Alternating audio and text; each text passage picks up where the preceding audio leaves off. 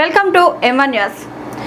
రాష్ట్రంలోని కాంగ్రెస్ ప్రభుత్వం సబ్బాండ వర్గాల అభివృద్ధికి చర్యలు చేపడుతున్నట్లు దేవాదాయ అటవీ శాఖ మంత్రి కొండా సురేఖ పేర్కొన్నారు. తెలంగాణ రాష్ట్ర ఆవిర్భావ దినోత్సవాన్ని పురస్కరించుకొని కిలా వరంగల్ కుష్మహల్ ప్రాంగణంలో వేడుకలు ఘనంగా నిర్వహించారు. కార్యక్రమానికి రాష్ట్ర అటవీ పర్యావరణ దేవాదాయ శాఖ మంత్రి Konda Surekha, collector doctor Satyasharada, DCP Ankit కుమార్లు రాష్ట్ర అవతరణ దినోత్సవ వేడుకల్లో పాల్గొని పోలీసుల గౌరవ వందనం స్వీకారం అనంతరం పతాక ఆవిష్కరణ చేశారు. అనంతరం సాంస్కృతిక ప్రదర్శనలను తిలకించారు. వివిధ శాఖల అసెట్స్ పంపిణీ చేశారు. అనంతరం వివిధ శాఖల ఆధ్వర్యంలో ఏర్పాటు చేసిన స్టాల్స్ ను మంత్రివర్యులు, జిల్లా కలెక్టర్, డిఎఫ్ఓ, అదనపు కలెక్టర్లు పరిశీలించారు. ఈ సందర్భంగా మంత్రి కొండా సురేఖ మాట్లాడుతూ రాష్ట్ర కాంగ్రెస్ ప్రభుత్వం ఏర్పాటైన నుంచి పేద ప్రజల సంక్షేమం కోసం అనేక కార్యక్రమాలు తీసుకుని ముందుకు సాగుతున్నదన్నారు. రాష్ట్ర అభివృద్ధితో పాటు రైతుల కోసం చర్యలు చేపడుతున్నట్లు తెలిపారు.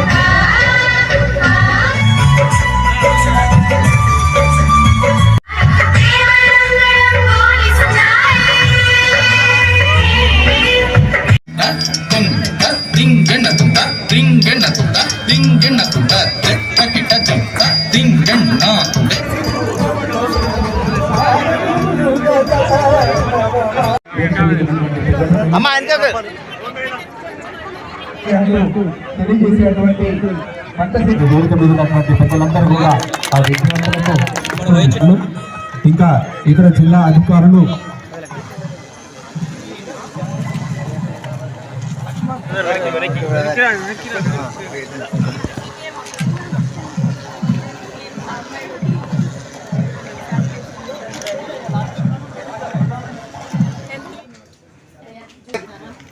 ఈరోజు తెలంగాణ రాష్ట్ర ఆవిర్భావ దినోత్సవ సందర్భంగా 13 సంవత్సరాలు పూర్తి చేసుకొని 14 సంవత్సరాల్లో అడుగుడుతున్న సందర్భంలో మరి వరంగల్ రూరల్ డిస్టిక్లో కోట్ వరంగల్లో జెండా ఆవిష్కరణ చేయడము, అదేవిధంగా సాంస్కృతిక కార్యక్రమాలు, అమరవీరుల కుటుంబాలకు సన్మానము, అదే స్వతంత్ర సమరయోధులకు సన్మానము, కొన్ని అవార్డులు ఇవ్వడము, అదేవిధంగా మహిళా సంఘాలకు పావల వాళ్ళ వడ్డీ లేని రుణాలు ఒకటి, స్త్రీ నిధి నుంచి వాళ్ళకు ఫండ్స్ కూడా ఈరోజు శాంక్షన్ చేయడం జరిగింది.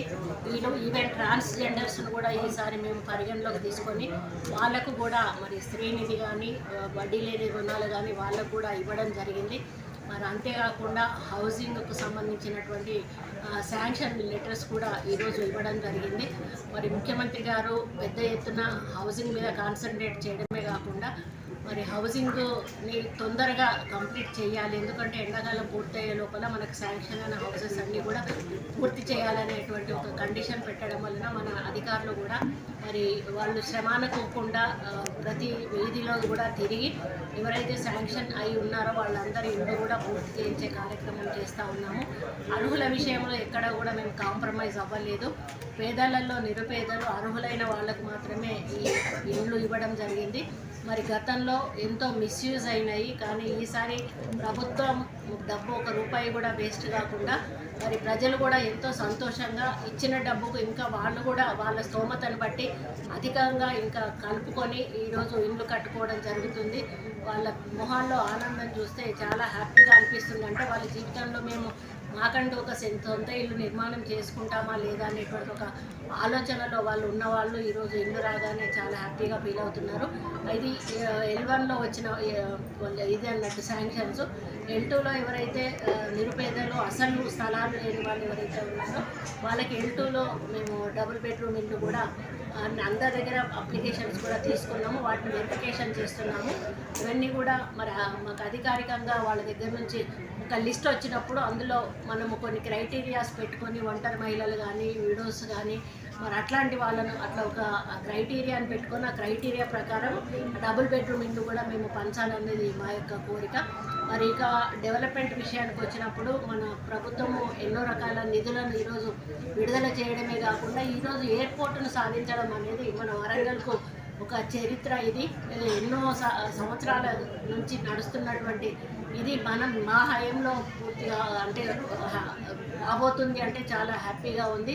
అదేవిధంగా మరి ఈరోజు పుష్కరాలు కూడా సరస్వతి పుష్కరాలు కూడా చాలా అంగరంగ విధంగా అన్నిటిలో అంటే సంక్షేమము, అభివృద్ధి, విద్య, వైద్యం, విద్య విషయంలో కూడా ఈరోజు స్కూల్ పిల్లలకి ప్రతి పిల్లోడికి కూడా అమ్మాయిలకు కూడా మొదటి రోజే పుస్తకాల పంపిణీ, డ్రెస్సుల పంపిణీ చేయాలనేది మరి ప్రభుత్వ ఆదేశాలు ఇప్పటికే అన్నీ రెడీ అయి ఉన్నాయి. పిల్లల స్కూల్స్ తెరవగానే వెంటనే అవి పంపిణీ చేయడం జరుగుతుంది.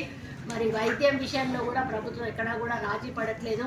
మరి ఏదైతే 10 లక్షల కుటుంబానికి ఆరోగ్యశ్రీ అన్నారో అది అమలు చేస్తూ ఉన్నామో 6 గ్యారంటీల్లో ఈరోజు ఉచిత కరెంట్ అనేది కూడా ఒకటి చేర్చడం జరిగింది. ఉచిత బస్సు ప్రయాణము, 500 రూపాయలకు సిలిండరు, ఇవన్నీ కూడా ఒక పక్క నడుస్తూనే ఉన్నాయి.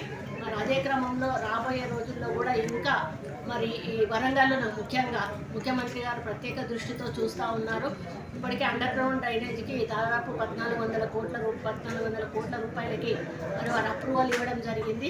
అది కూడా మరి మాస్టర్ ప్లాన్ అయిపోయింది, సర్వే నడుస్తూ ఉంది. ఆ పనులు కూడా తొందరలోనే పూర్తిగా పోతాయని కూడా చెప్పడానికి గర్వపడతా ఉన్నాను. అదేవిధంగా ఇప్పుడు రైతుల విషయంలో కూడా ప్రభుత్వం చాలా మరి కఠినంగా వ్యవహరిస్తూ ఉంది.